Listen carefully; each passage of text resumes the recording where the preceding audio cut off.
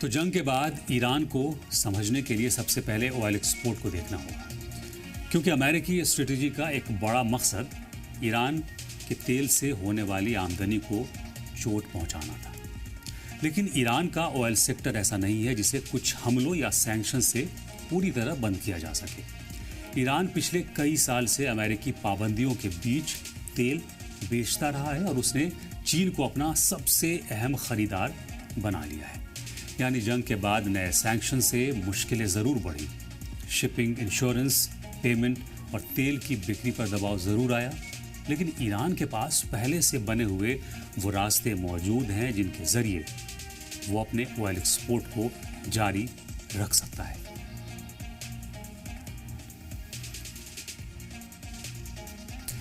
Sanctions جنگ کے بعد اور سخت ہوئے ہیں اور امریکہ کی کوشش ہے کہ ایران کی آئل انکم، بینکنگ اور ٹریڈ نیٹ ورک پر زیادہ سے زیادہ دباؤ ڈالا جائے۔ لیکن سوال یہ ہے کہ آخر ایسے ملک کا کتنا نقصان کیا جا سکتا ہے جو قریب 47 سال سے امریکی پابندیوں، اکانومک پریشر اور الگ الگ طرح کے دباؤ کا سامنا کر رہا ہے۔ ایران نے ان 47 سال میں سینکشنز کے ساتھ جینا سیکھ لیا ہے۔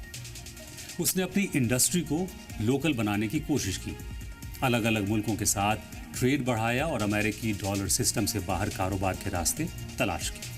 اور سب سے اہم بات، اس کے پاس چین جیسا بڑا کمرشل پارٹنر ہے۔ سینکشنز ایران کے لیے تکلیف دہ ہے، لیکن ایران کے لیے یہ کوئی نیا تجربہ نہیں ہے۔ ایران کو گلوبل آئل مارکیٹ سے پوری طرح باہر کرنا اور چین کو ایرانی تیل خریدنے سے روکنا اور اس کی اکانومی کی کمر توڑنا اتنا آسان اور سیدھا نہیں ہے جتنا امریکہ اور اس کے دوست ممالک سمجھ رہے ہیں۔ یعنی جنگ کے بعد امریکہ کو نئے سینکشنز لگانے پڑے، جو ظاہر سی بات ہے کہ یہ ایران کی جیت تو نہیں ہے، لیکن امریکہ کی ہار کا ثبوت تو ضرور ہے۔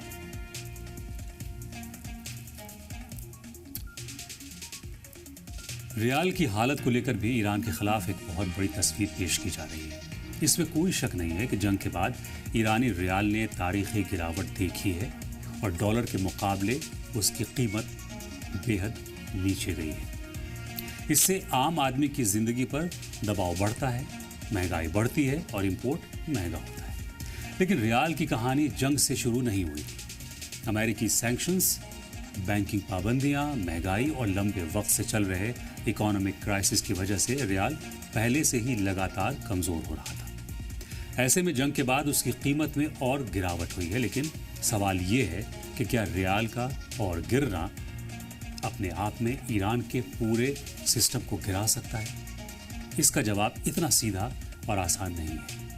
ایران کی اکانومی پہلے سے ہی ایک لمبے سینکشن سے افیکٹڈ سسٹم کے حساب سے ڈھل چکی ہے اور سرکار کے پاس اپنی اکانومی کو اسی ماحول میں چلانے کا برسوں پرانا تجربہ بھی ہے۔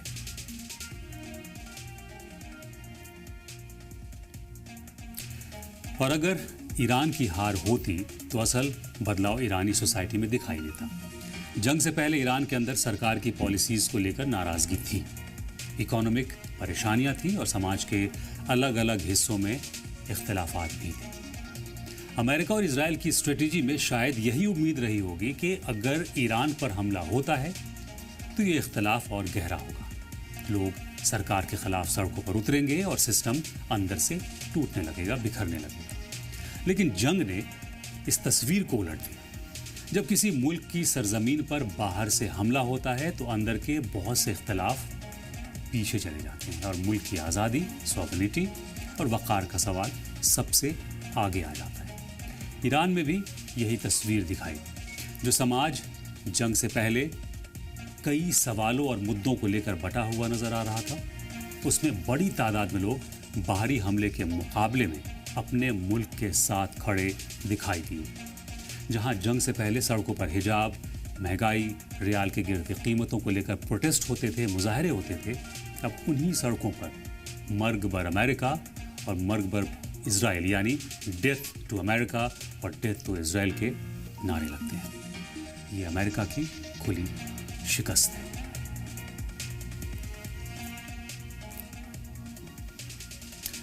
اور ایران کی سڑکوں پر صرف سرکار کی حمایت ہی نہیں بلکہ اپنی سرزمین اور اپنی خود مختاری کی حفاظت کا جذبہ بھی دکھائی دیتا ہے۔ یہ فرق سمجھنا بے حد ضروری ہے۔ کسی ایرانی کو اپنی حکومت کی کسی پالیسی سے اختلاف ہو سکتا ہے، لیکن اس کا مطلب یہ نہیں ہے کہ وہ اپنے ملک پر امریکی یا اسرائیلی دبدبہ قبول کرنے کے لیے تیار ہے۔ جنگ کے بعد ایرانی سوسائٹی کے ایک بڑے حصے میں یہی احساس اور زیادہ مضبوط ہوا ہے کہ ایران کے اندر کے مسئلے ایرانی لوگ خود طے کریں گے۔ باہر سے کوئی ملک یہ فیصلہ نہیں کر سکتا کہ ایران میں کون حکومت کرے گا اور ایران کی فارن پالیسی کیا ہوگی۔ یہی وہ جذبہ ہے جو ایرانی سوسائٹی کے ان حصوں کو بھی ایک دوسرے کے قریب لایا ہے جو جنگ سے پہلے ایک دوسرے کے مخالف تھے۔ جب امریکہ کا mission boots on the ground زور پکڑ رہا تھا تو ایرانی عوام نے مشن جاں فدا چلایا، یعنی اپنی مٹی کی حفاظت کے لیے اپنی جان فدا کر دی۔ اس مشن کا اثر یہ ہوا کہ محض کچھ ہی دنوں میں کروڑوں لوگوں نے اپنا رجسٹریشن کرایا تھا، یعنی امریکہ کو شکست دینے کے لیے پوری ایرانی عوام امڑ پڑی تھی۔ امریکہ کو زمین پر فوج اتارنے کے ارادے بدلنے پڑے اور دنیا نے زمین پر امریکہ کی اس شکست کو اپنی کھلی ہوئی آنکھوں سے دیکھا۔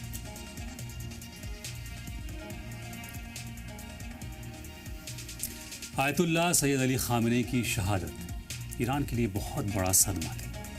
وہ صرف سپریم لیڈر نہیں تھے بلکہ ایرانی سسٹم کے سب سے اہم فیصلوں اور اس کی اسٹریٹجک سوچ کا چہرہ تھے۔ لیکن امریکہ اور اسرائیل شاید یہ اندازہ لگانے میں ناکام رہے کہ کسی لیڈر کی شہادت اور ایک پورے سسٹم کی شکست دو الگ الگ چیزیں ہیں۔ خامنئی کی شہادت کے بعد ایرانی لیڈرشپ بکھرنے کے بجائے اور زیادہ سخت نظر آئی۔ فیصلوں میں ہچکچاہٹ کم ہوئی اور امریکہ کے ساتھ کسی بھی رشتے یا بات چیت کو ایران کی اپنی شرطوں سے جوڑ دیا گیا، یعنی جس حملے سے لیڈرشپ کو کمزور کرنے کی امید تھی اس نے ایرانی سسٹم کو اور زیادہ کڑا اور فیصلہ کن بنا دیا۔ کہا جانے لگا کہ زندہ خامنئی سے زیادہ خطرناک ہو گئے ہیں شہید خامنئی۔ خامنئی زندہ تھے تو ایک ہی تھے، شہید ہوئے تو ایران کے ہر گھر سے خامنئی نکلنے لگے۔ خامنئی ایک سوچ، ایک فکر اور تحریک بن گئے۔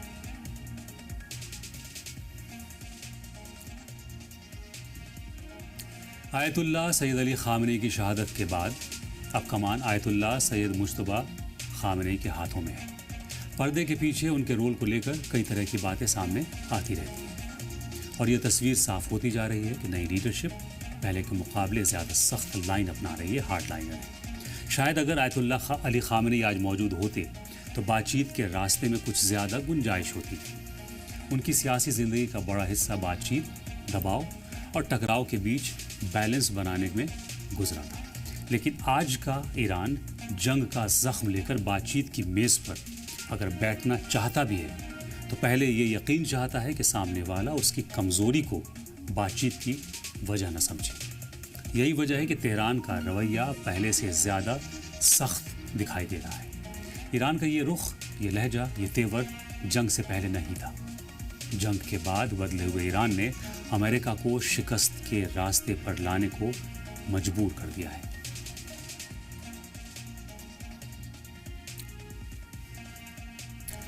زخمی ایران اب شاید ایسے صلح نہیں چاہتا جس میں صرف ایران سے قربانی مانگی جائے۔ ایران کا سوال اب کچھ زیادہ بنیادی ہو گیا ہے۔ اگر دنیا ایران سے نیوکلیئر پروگرام پر سمجھوتا چاہتی ہے، اگر امریکہ ایران کے ساتھ کسی طرح کی بات چیت چاہتا ہے، اگر ویسٹرن کنٹریز ایران سے اپنی سیکیورٹی پالیسی بدلنے کی امید رکھتے ہیں تو ایران بھی اب ایک صاف گارنٹی چاہتا ہے۔ وہ چاہتا ہے کہ اس کی سرزمین پر دوبارہ حملہ نہ ہو، اس پر باہر سے کوئی فوجی دباؤ نہ ڈالا جائے اور ایران کے اندر کی سیاست کو باہر سے بدلنے کی کوشش نہ ہو۔ یعنی ایران اب یہ کہتا ہوا دکھائی دیتا ہے کہ اگر ہمیں بات چیت کی میز پر آنا ہے تو برابری کی حیثیت سے آئیں گے۔ ہماری تہذیب، ہماری خود مختاری اور ہماری سوورنٹی کسی سودے کا حصہ نہیں ہو سکتی ہے۔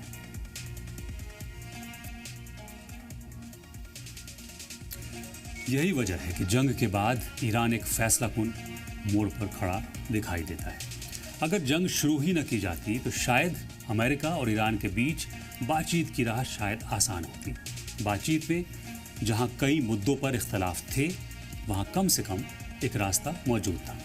लेकिन जंग ने उस भरोसे को बहुत गहरा नुकसान पहुंचाया है। जब बातचीत के दौरान हमला होता है, लीडरशिप को निशाना बनाया जाता है और न्यूक्लियर ठिकानों पर भी बॉम्ब गिरते हैं, तो अगली बार बातचीत की मेज़ पर बैठने वाले मुल्क के लिए ये यकीन करना मुश्किल हो जाता है कि बातचीत के पीछे असल मकसद समझौता है या किसी अगले हमले की तैयारी।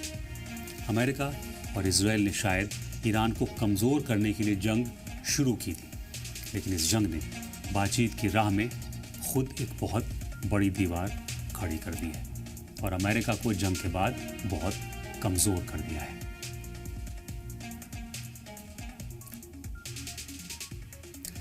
इसलिए आज ईरान को सिर्फ गिरते रियाल, सैंक्शंस और जंग के नुकसानात से देखना पूरी तस्वीर नहीं है।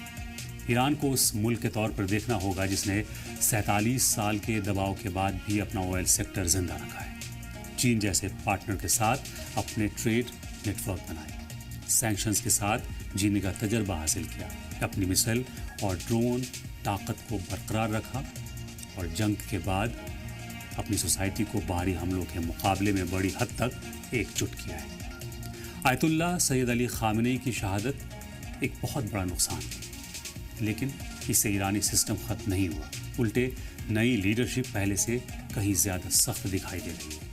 इसलिए अब सवाल ये नहीं है कि ईरान को कितना नुकसान हुआ है, असल सवाल ये है कि अमेरिका ने जिस जंग से ईरान को अपनी शर्तों पर झुकाने का ख्वाब देखा था, क्या उसी जंग ने ईरान को और ज़्यादा मुत्तहिद कर दिया है, यूनाइट कर दिया है और अमेरिका के गले में शिकस्त का तौक यानी मेडल पहना दिया है।